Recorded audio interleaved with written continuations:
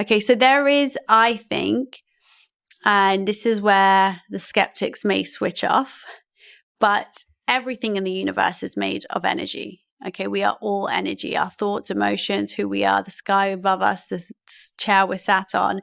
And I do believe that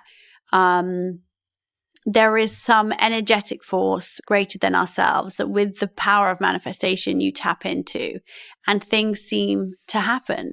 And so there is this kind of amazing sudden synchronicity that begins to happen in your life, and these things that you wanted seem to appear, not completely by magic. I mean, look, Jay Shetty saw the book that I had put out, let's say, okay? And so, of course, because I had made a book and because it had been successful, he invited me on. But I also reached out to Jay and said, I want to be on your podcast, okay? So it wasn't like completely fluke. And so there's this balance of things being like drawn through this energetic force and you having to take action and do the doing, which is step 3, align your behavior. But with something like 10 million followers, you know, the internet's a mad place. You could make one thing that goes absolutely viral or multiple, or suddenly one particular person just, you know, shares your channel or whatever it is. And then these numbers suddenly start to grow. So, I mean, I would be putting it all down.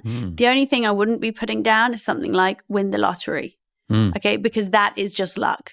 That is absolutely nothing. There's nothing you can do about that.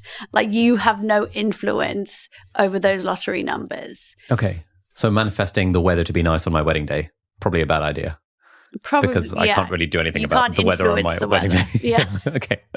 But with almost everything else, even outcomes that are outside of our control, there is stuff that we can do. We can align our behavior with the outcome that we want. Yes.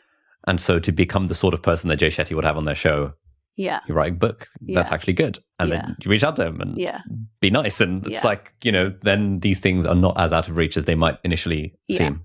Yeah. Sick. Okay. So I'm going to try a vision board.